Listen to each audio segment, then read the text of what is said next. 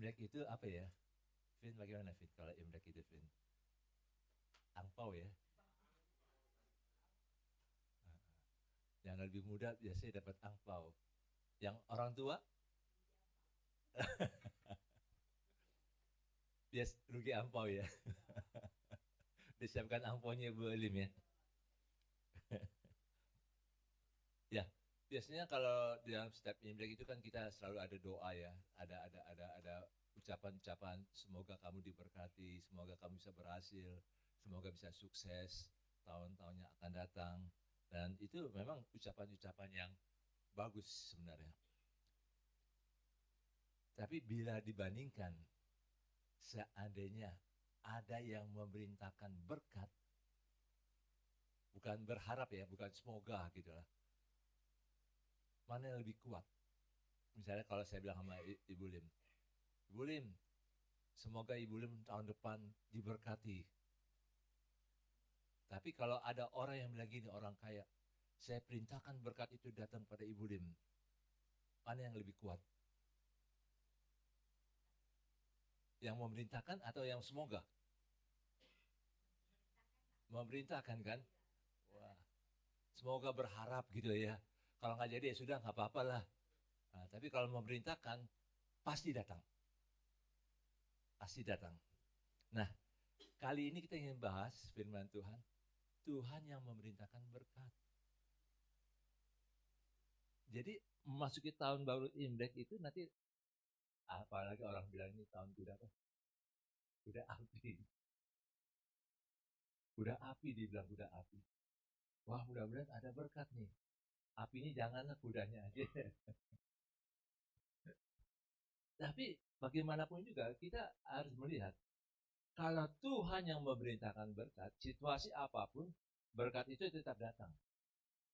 Bukan karena ciongnya atau apanya gitu lah.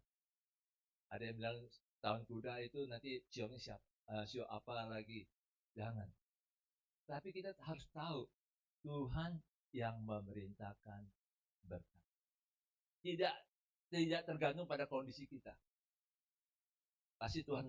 Nah, ini yang kita ingin bahas bersama-sama dari Mazmur 133 ayat 1 sampai 3. Mazmur 133 ayat 1 sampai dengan 3. Kita akan baca sama-sama 3 ayat ini, Saudara ya. Kita akan baca sama-sama Mazmur 133 ayat 1 sampai 3. 1, 2, 3. Nyanyian syarat Daud. Sungguh, alangkah baiknya dan indahnya apabila saudara diam bersama dengan rukun. Seperti minyak yang baik di atas kepala meleleh ke janggut. Yang meleleh ke janggut Harun dan ke leher jubahnya. Seperti embun gunung Hermon yang turun ke atas gunung-gunung Sion. Sebab kesanalah Tuhan memerintahkan berkat. Kehidupan untuk selama-lamanya. Mari kita lihat ayat 3 bagian terakhir. Sebab kesanalah Tuhan memerintahkan berkat. Bukannya berkat, tapi ada kehidupan juga. Ada yang berkatnya saja, tapi nggak ada kehidupan. Tapi berkat kehidupan untuk selama-lamanya. Rindu nggak kita nih? Supaya Tuhan beritakan berkat kepada rumah tangga kita. Rindu. Jadi ada berkat, ada kehidupan, ada shalom. Kalau minggu lalu kita sudah bahas tentang shalom. Ada shalomnya. Bukan hanya berkat, tapi ada shalomnya juga. Dapat uang banyak, tapi ada shalom. Ada damai seutuhnya. Bukan hanya setengah-setengah. Tapi betul-betul kita mengalami bagaimana Tuhan memerintahkan itu dan datang ke rumah kita. Datang ke gereja kita juga. Komunitas kita di sini. Karena ini yang Tuhan mau sebenarnya. Ini kerinduan hati Tuhan loh. Bukan hanya kerinduan hati kita, Tuhan berkati saya Tuhan. Enggak. Tuhan sendiri loh. Aku mau memerintahkan ini berkat ini kepada siapa nih? Nah itu sebabnya kalau kita lihat dari ayat 1, itu berkat itu akan datang kepada sungguh alangkah baiknya dan indahnya apabila saudara diam bersama dengan itu. Jadi asal ada diam bersama dengan rukun. Baru datang nih. Coba kalau ribut-ribut terus. Kucing aja juga takut kok. Benar boleh.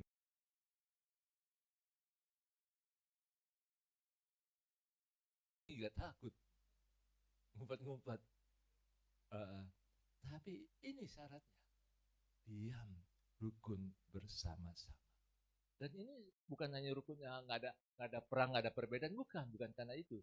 Tapi memang diam dan rukun bersama-sama ini artinya ada satu kesepakatan, ada satu ikatan yang sangat kuat. Mari kita lihat selanjutnya. Yang pertama kita ingin belajar. Sungguh alangkah baiknya dan indahnya apabila saudara diam bersama dengan rukun. Dalam bahasa aslinya kata sungguh itu kata lihatlah. Ini, lihatlah. Lihat nih loh, persekutuan. Lihatlah ini orang-orang yang berkumpul bersama yang akur. Lihat ini orang-orang yang memang bisa bersama-sama. Lihat ini suami istri yang memang banyak perbedaan. Makin hari, makin lama pernikahan itu makin ketahuan perbedaannya. Makin banyak ketidakcocokan. Makanya jangan sampai bilang umur 40, umur 50, dan memang kita nggak cocok ya. Memang banyak ketidakcocokan. Tapi disitulah indahnya dulu. Kalau ada ikatan yang kuat. Ikatan yang rukun bersama. Itu dari kata diam bersama dengan rukun itu dari kata yakat. Yakat itu artinya hidup bersama dalam keterikatan yang aktif. Jadi ada ikatan loh. Jangan bilang, ini tergantung lu deh. Gak bisa. Sama-sama loh. Suami istri itu sama-sama. Orang tua dan anak itu sama-sama. Kakak beradik itu sama-sama. Kita dalam jemaat ini sama-sama. Keterikatan yang aktif. Ya terserah lah. Nanti kalau lu begini ya gue ya masa bodoh lah. Gak bisa. Kita harus sama-sama. Proaktif. Bagaimana jadi ada satu ikatan. Kalau dalam rumah tangga, dalam keluarga, apa yang mengikatnya? Cinta. Tapi kalau lagi Imlek, masakan mama. Betul nggak, Wan? Masakan mama atau masakan mertua, Wan?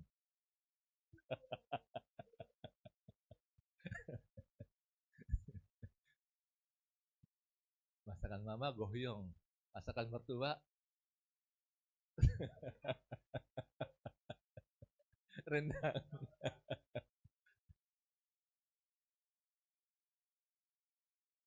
Biasanya kalau dalam keluarga Chinese, mama hidup punya peranan. Nah, mama ini saya ingin beritahu, kalau boleh ada kesempatan kasih nasihat untuk anak-anak menantu dan cucu-cucu. Supaya apa? Tetap jadi pemersatu. Biasanya kalau orang tua sudah nggak ada, itu sedihnya luar biasa. Benar Bu Andin ya? Sedihnya luar biasa. Biasanya kalau kita lagi sinca gitu, ada masakan mama atau apa, itu ada kesan yang dalam. Kalau mama masih hidup, mama sih dibilangin makin tua makin tolol.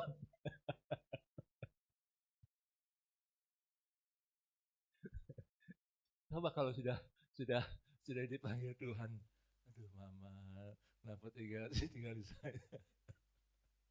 Ya, tapi ya ini kenyataannya.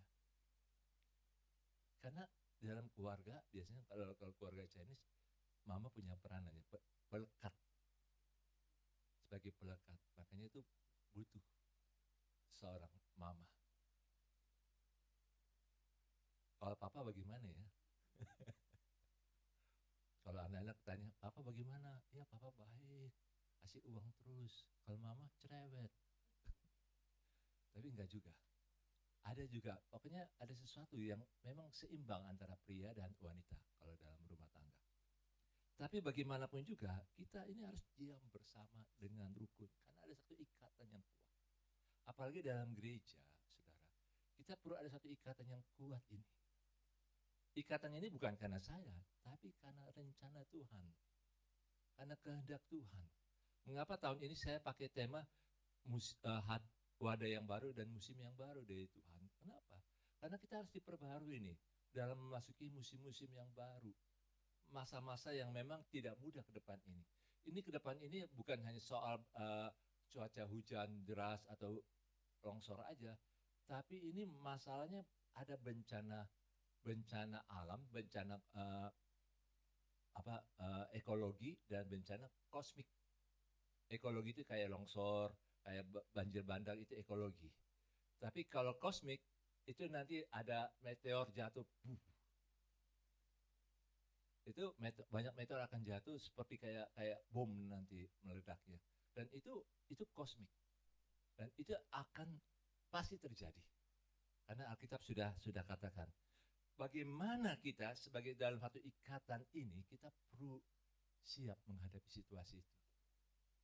Termasuk yang dikatakan oleh para ahli tahun 2030, itu akan banyak kelaparan. Nah, ini yang hal-hal yang sepertinya kita harus ada satu ikatan yang kuat untuk sama-sama. Nah, dalam bahasa aslinya, betapa alangkah indahnya, baiknya dan indahnya. Kata baik itu dari kata tov. Itu menunjukkan berkenan di mata Tuhan. Indah itu dari kata naim, menyenangkan, memberi kelegaan. Jadi dalam kita bersama-sama, dalam gereja, dalam rumah tangga, dalam keluarga, kalau kita indah, baik dan indah, itu artinya kita bagaimana kita bisa berkenan bersama-sama dalam keluarga, suami istri, keluarga berkeluarga, bisa berkenan kepada Tuhan. Tapi juga ada kelegaan, ada keindahan yang kita bisa rasakan dalam suami istri, orang tua dan anak.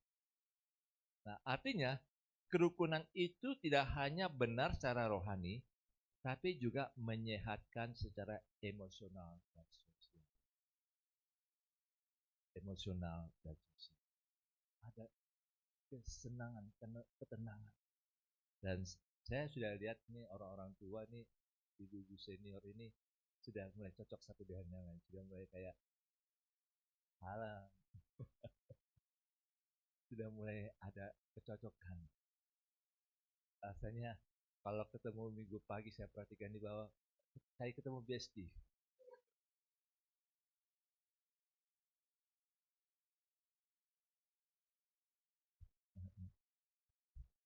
Kalau Senin sampai Sabtu urus cucu ya.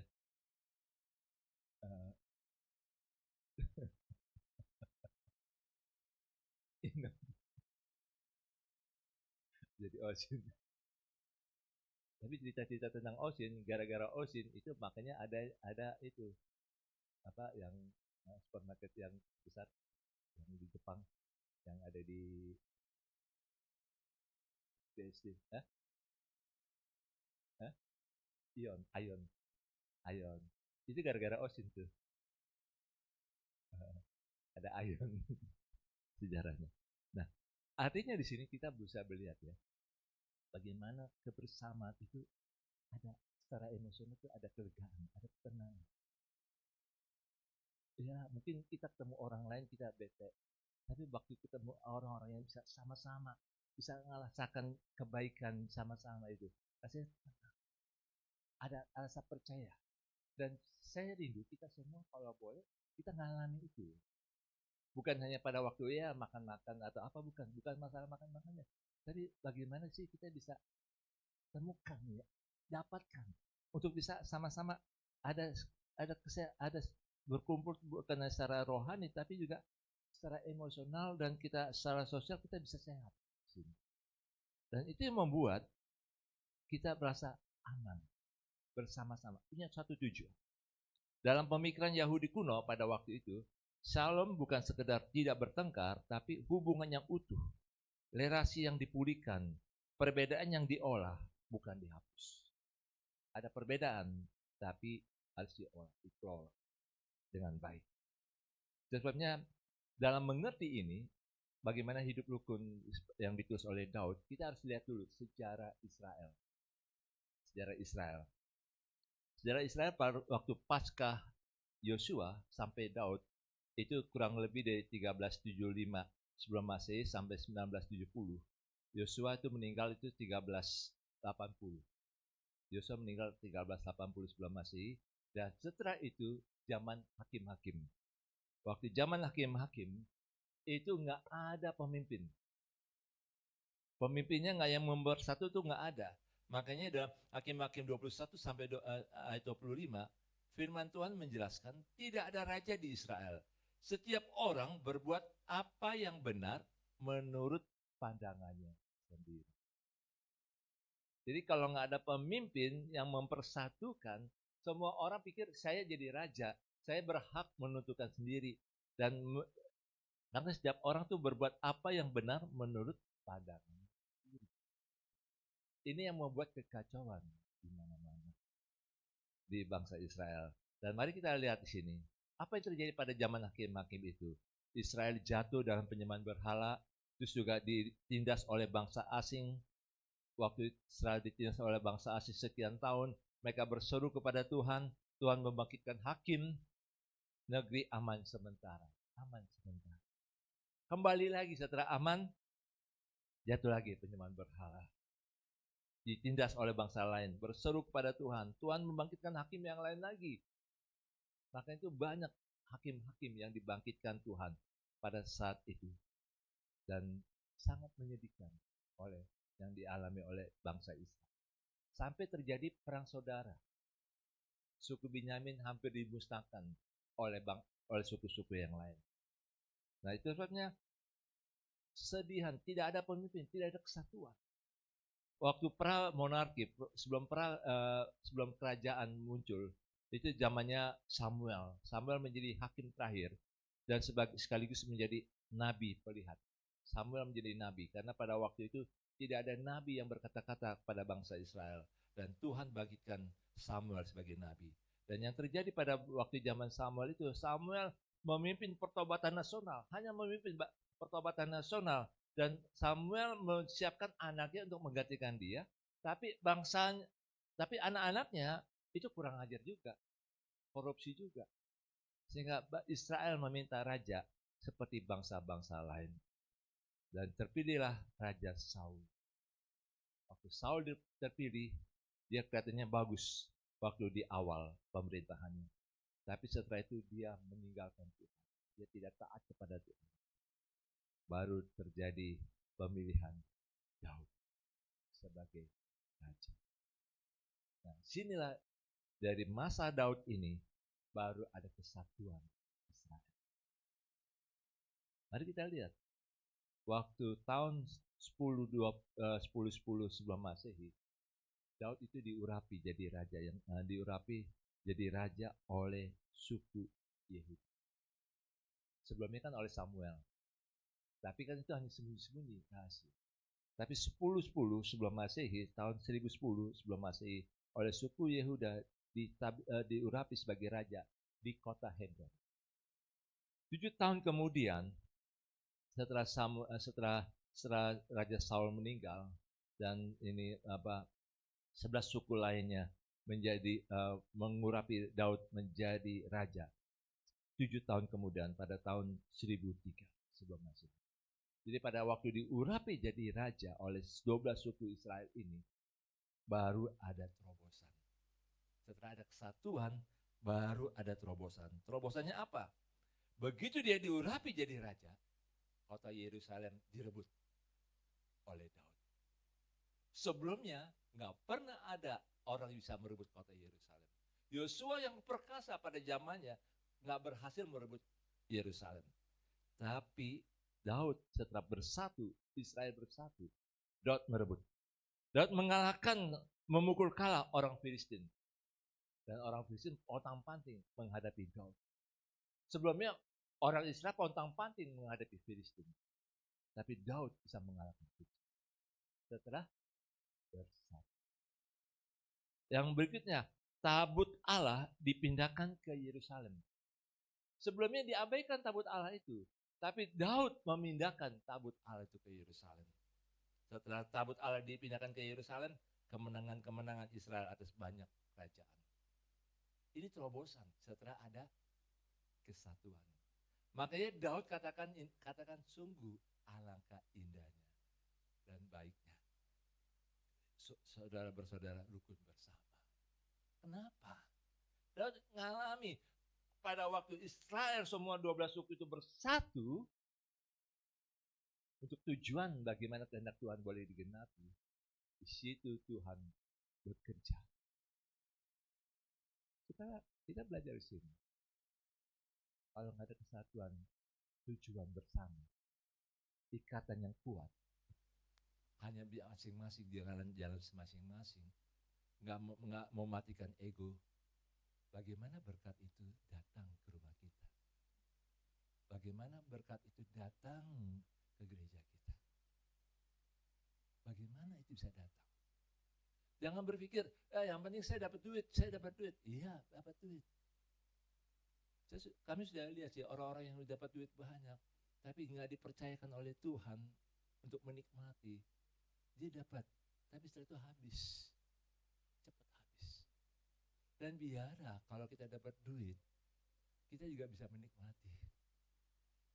Makanya saya kasih saran pada saudara, kalau saudara dapat duit, berdoa, Tuhan, kalau Engkau berikan saya uang ini, biar saya juga bisa menikmati. Jangan sampai udah dapat duit banyak, tiba-tiba ada sakit. Itu sedih sekali. Nggak menikmati, sepertinya kayak apa istilahnya ya, kayak asap menguap gitu ya. Hilang sekejap. Uang kayak ada sayap Raja Wali lagi, cepat tinggi, ngomong tinggi. Itu betapa menyedihkan. Nah makanya berdoa kalau kita diberkati Tuhan, kalau anak-anak muda dikasih angpau, berdoa, Tuhan biar saya bisa menikmati. Oh kalau gitu saya makan enak deh dulu deh. Saya lihat di satu Instagram, katanya tahun 2026, ikat pinggang kencang-kencang, tabungan tipis-tipis. Saya baca, apa nih maksudnya? Memang banyak tekanan ekonomi. Tapi kalau uang yang ada berapapun juga, nabung atau investasi. Yang penting jangan dihabiskan. Artinya di sini, mari kita belajar. Apapun yang Tuhan percayakan kepada kita, kita bisa menikmati. Kita bisa lihat hasil semua yang Tuhan berikan. Makanya kalau kita lihat selanjutnya, next slide, diam bersama dengan rukun itu artinya ketika Israel hidup dalam kesatuan, Shekinah, hadirat Allah, tinggal di tengah mereka. Jadi kalau kita bersatu dalam gereja ini, sebagai jemaat Tuhan, hadirat Tuhan, Shekinah, kemuliaan Tuhan, tinggal di tengah-tengah kita. Akan banyak terobosan yang bisa terjadi. Gereja bisa benar secara doktrin, aktif secara program, tapi tanpa kerukunan, hadirat Tuhan tidak mengalir. Nah ini dalam bahasa Mandarin. Mungkin saya minta tolong siapa nih yang bisa baca nih? Ibu Lydia nih, Ibu Lydia. Risman.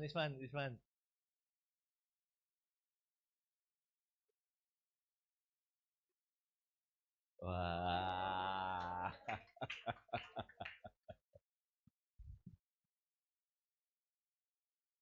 Ya, artinya kerukunan melahirkan berkat.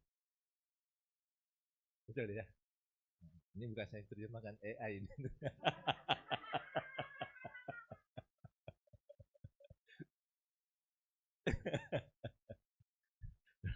Kalau saya ini, saya cari di kamus, saya nggak punya kamus bahasa Mandarin. Jadi kerukunan melahirkan berkat. Jadi ini budaya Mandarin juga nggak apa, Chinese nggak beda jauh dengan Alkitab ya berarti ya. Wah.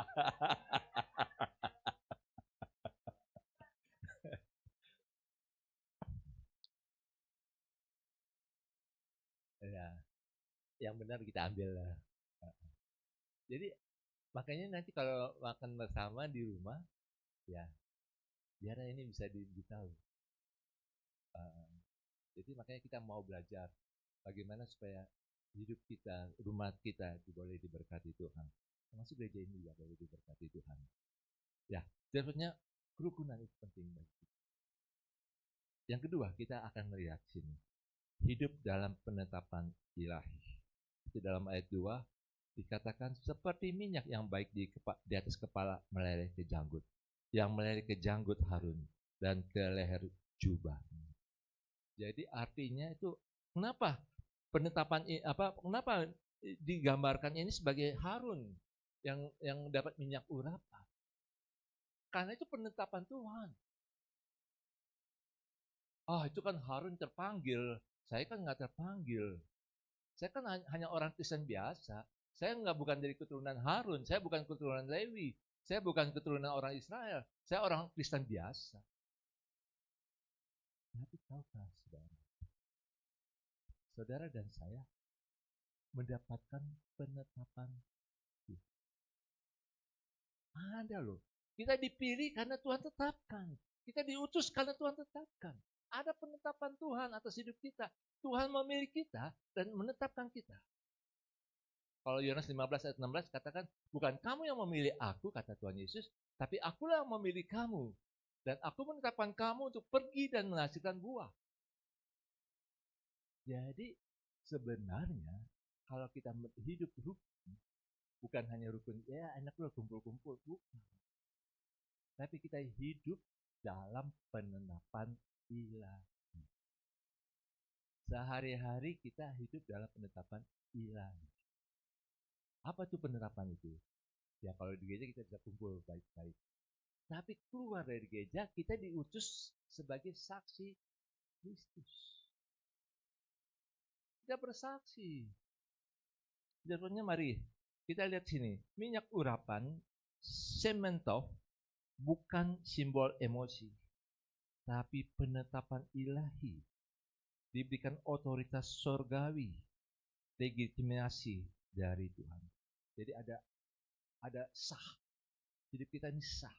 Ada penetapan ilahi, kita diberikan otoritas surgawi, dan ada legitimasi dari Tuhan. Artinya, dalam diri saudara dan saya, ini ada sesuatu yang istimewa. Apa sih keistimewaan kita ini? Apa sih keistimewaan kita? Mari kita lihat 1 Petrus 2 ayat yang ke-9. 1 Petrus 2 ayat yang ke-9. Mari kita baca sama-sama. 1 Petrus 2 ayat yang ke-9. Demikian bunyinya. Tapi kamulah bangsa yang terpilih, imamat yang rajani, bangsa yang kudus, umat kepunyaan Allah sendiri, supaya kamu memberitakan perbuatan-perbuatan yang besar dari Dia, yang telah memanggil kamu keluar dari kegelapan kepada terangnya yang ajaib. Saudara, kita harus mengerti konteks pada waktu itu. Petrus menyatakan kepada orang-orang Israel yang ada yang diaspora di luar Israel, di luar Kanaan. Mereka ini orang-orang percaya yang dianggap, kamu nih orang-orang buangan loh. Orang-orang Yahudi yang percaya pada Yesus, dikatakan kamu nih orang buangan, kamu nih nggak berhak loh hidup di antara orang-orang Roma, orang-orang Yunani, orang-orang yang di luar Israel. Kamu ini nggak becus. Jadi istilahnya kelas warga negara kelas 2. Dianggap ya kalau dulu bahasa waktu kita dijajah sama Belanda, kacung. Jadi dianggap rendah. Atau dibilang kalau dulu kasar sekali sih, babu. Itu situasi yang memang nggak mudah. Tapi Bapak Ibu, mari kita lihat Tuhan menetapkan kita punya 4 identitas yang jelas. Orang boleh katakan kita nggak ada apa-apa, tapi Tuhan katakan ada 4 identitas dalam diri kita, dalam diri saudara. Siapapun saudara, kemampuan saudara, apapun latar belakang saudara, Ada 4 identitas yang jelas.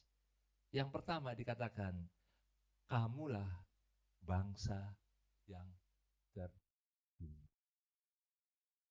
Wow, ini keren sekali nih. Kamulah bangsa yang terpilih. Coba kita bilang sama kiri kanan, kamulah orang yang terpilih.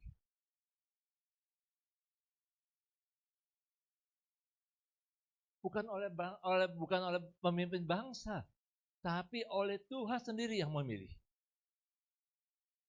Jadi kalau ada orang yang merendahkan saudara, jangan dilawan. Tapi saudara katakan dalam diri saudara, akulah orang yang terpilih. Aku pilihan Tuhan. Kalau Tuhan yang memilih, itu artinya ada sesuatu yang istimewa loh dalam diri kita. Pemain sepak bola mau supaya dipilih sama pelatih. Supaya bisa main. Supaya bisa punya jam mainnya. Dan mereka bangga kalau dipilih sama pelatih. Bukankah Tuhan sendiri yang memilih saudara dan saya untuk satu tugas yang jelas? Terpilih.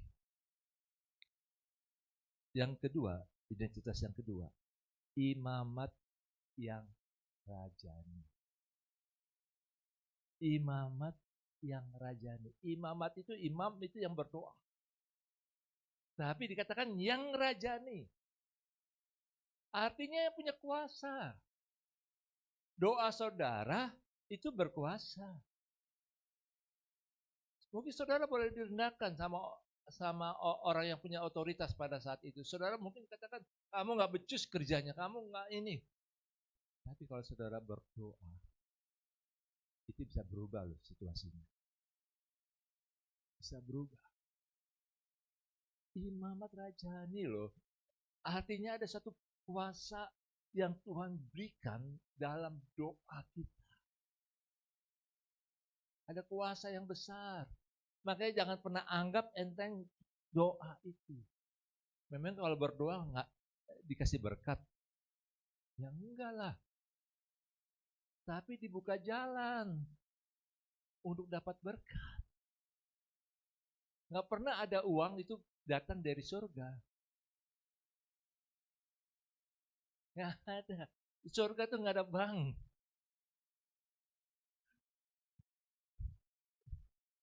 Ada yang berdoa, Tuhan, kirimlah emas dari surga Tuhan. Yang segini lah. Supaya kalau si timbang bisa 3 kilo, wah lumayan.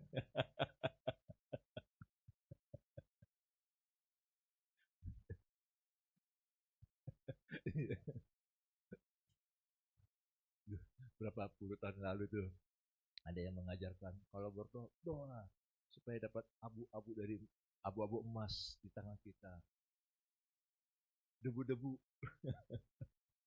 Tapi itu walaupun juga itu kan nggak bisa dijual.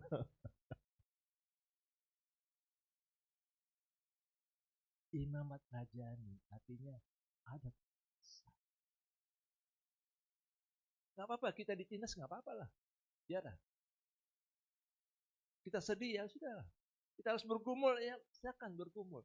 Tapi tetap kita punya identitas yang Tuhan pilih, yang Tuhan tetapkan sebagai imamat yang rajani. Yang ketiga, bangsa yang kudus.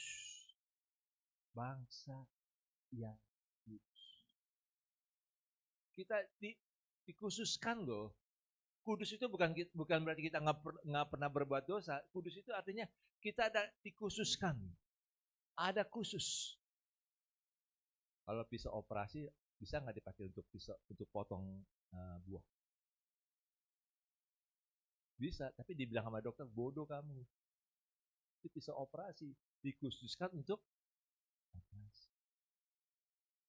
Artinya itu loh, hidup kita ini ada dikhususkan. Ada tujuan ilahi dalam hidup kita.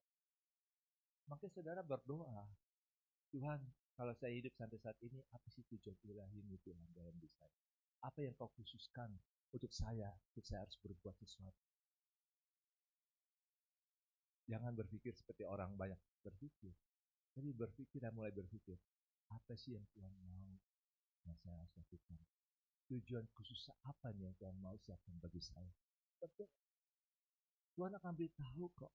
Kita punya tujuannya, kita menjadi orang yang kudus, orang yang punya tujuan khusus yang Tuhan tetapkan bagi kita.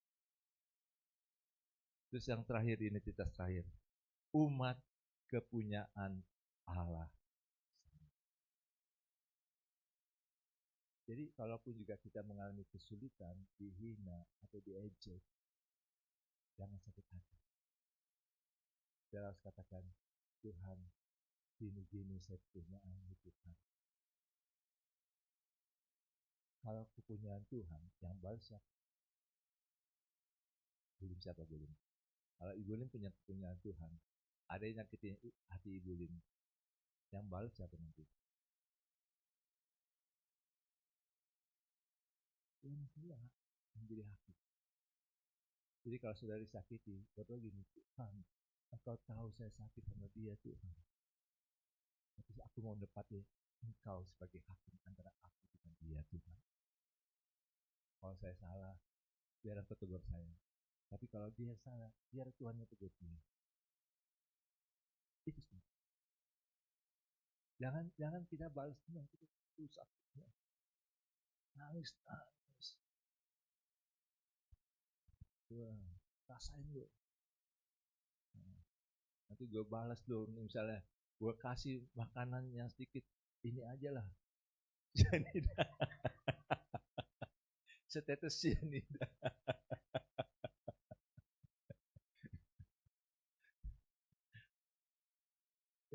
Artinya saudara dan saya ini kepunyaan Tuhan. Jadi hidup lagi susah-susah, nggak usah pikirin kepunyaan Tuhan. Nggak punya duit, nggak usah mikirin. Apalagi tadi tuh, mertuanya Iwan itu, dibawa lari sama orang lain. Overthinking. Kalau misalnya lagi kayak gitu, overthinking, aslilah Tuhan, saya tahu dia punyaan, mami itu punyaan Tuhan, Tuhan tanggung jawab Tuhan. Mungkin Iwan nggak ingat di situ. Ya.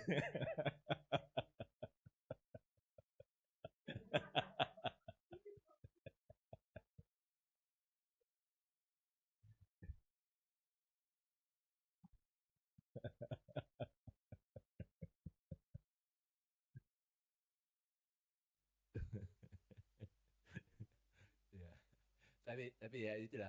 Jadi kadang-kadang kita banyak overthinking ya. Jadi terlalu khawatir terlalu ini. Enggak.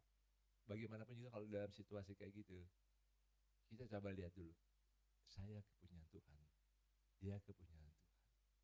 Tuhan saya serahkan dia yang menjadi kepunyaan Tuhan. Mikirin susah. Nggak tenang. Iya, dia kepunyaan Tuhan. Jadi kita harus melihat di sininya. Kalau kita lagi susah, kita lagi bokeh, kita harus yakin nih, saya kepunyaan Tuhan. Tuhan pasti pelihara saya. Tuhan pasti cukupkan. Burung gagak aja bisa kasih makan Nabi Elia, apalagi kita. Tuhan pelihara. Kita kepunyaan Tuhan.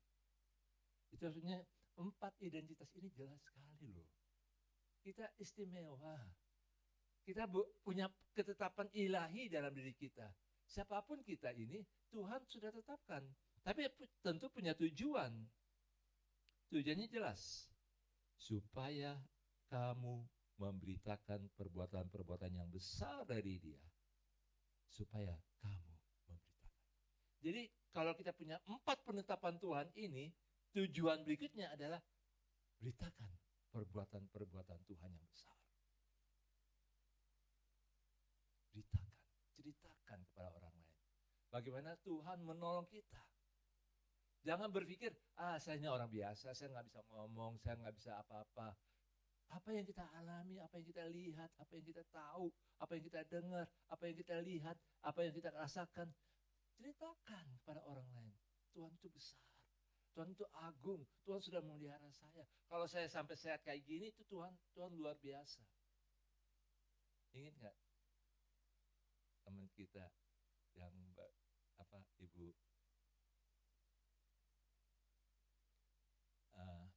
yang meninggal, dan dia bersaksi waktu dia masih sehat, masih bisa jalan ke gereja.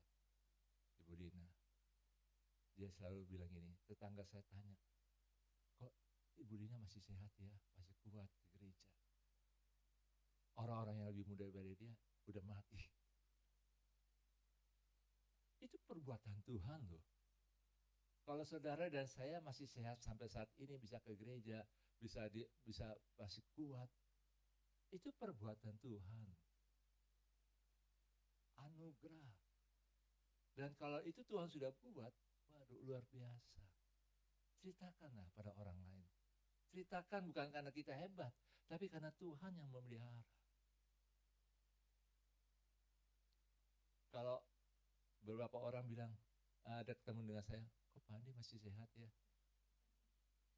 Itu perbuatan Tuhan loh, bukan karena saya. Ya memang juga melalui istri saya juga.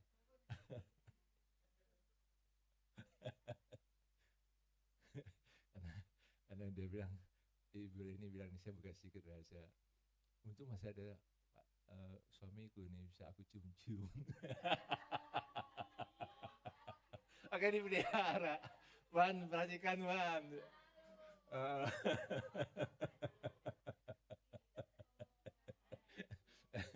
Ini harus jangan lupa ya ini ya.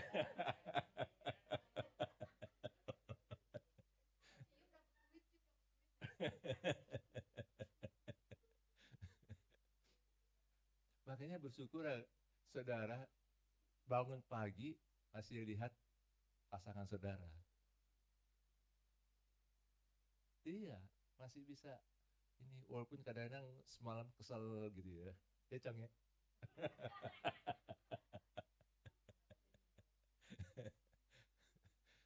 Tapi walaupun dikeselin, tetap disayang kok. Pasti bisa ada, itu luar biasa loh. Dan itu membuat kita juga bisa bahagia. Hal yang sederhana. Itu juga perbuatan Tuhan yang besar loh. Kalau kita masih hidup dengan pasangan kita saat ini. Nah, itu sesuatu yang indah. Yang kita bisa harus pelihara selama masih ada. Tapi kalau nggak ada, sedih sekali.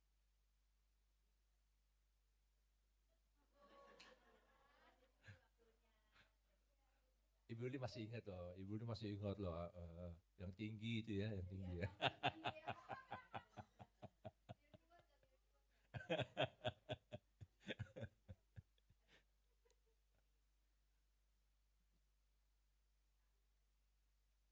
Iya.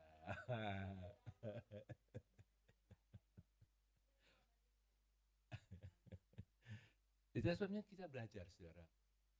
Siapapun kita belajar. Inilah perbuatan Tuhan. Ya, hal-hal kecil lah. Hal-hal yang kecil, hal-hal yang mana Tuhan pelihara kita. Dari yang nggak mungkin, kok tiba-tiba selalu ada. Itu perbuatan Tuhan yang besar. Yang ketiga yang kita lihat di sini, terobosan yang tidak pernah terjadi sebelumnya.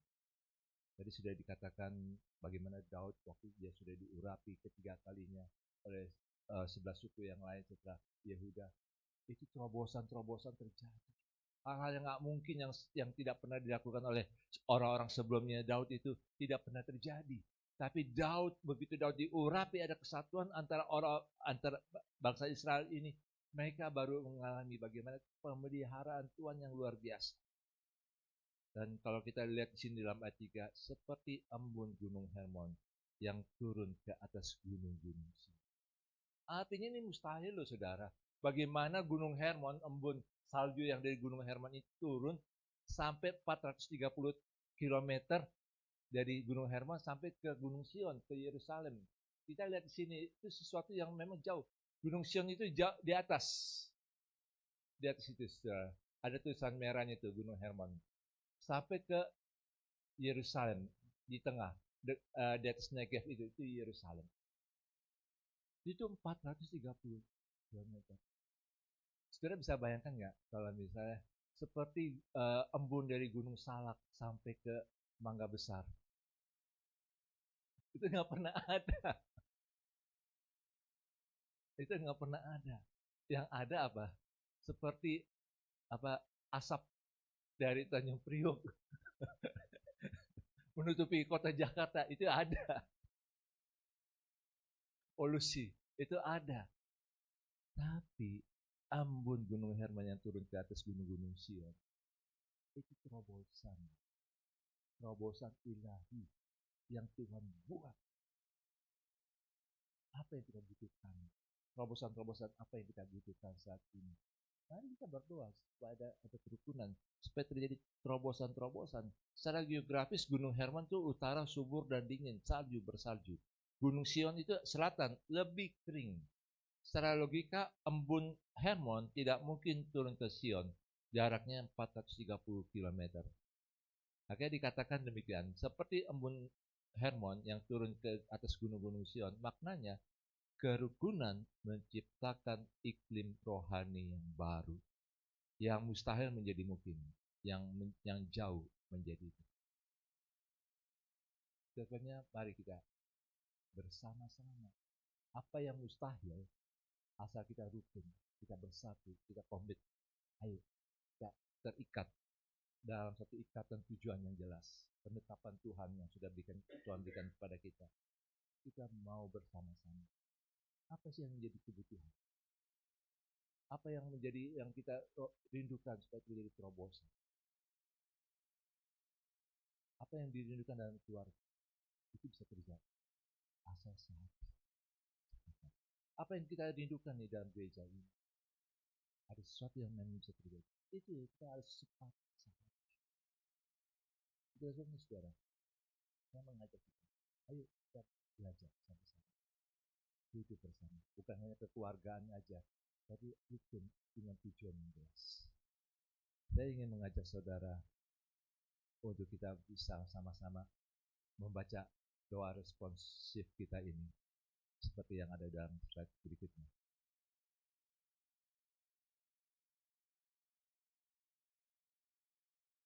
Slide berikutnya. Slide. Mari kita baca sama-sama yang tertulis di atas ini. 1, 2, 3. Tuhan, kami bertobat dari ego, dari sikap merasa paling benar. Kami memilih kerukunan, kami memilih kesatuan dalam memenuhi panggilan ilahi kami. Dan kami percaya, disinilah Engkau memberitakan berkat kehidupan untuk selamanya. Biar kita bisa rasakan ada berkat dan kehidupan yang Tuhan berikan. Ada di tengah-tengah kita, dalam gereja ini maupun keluarga.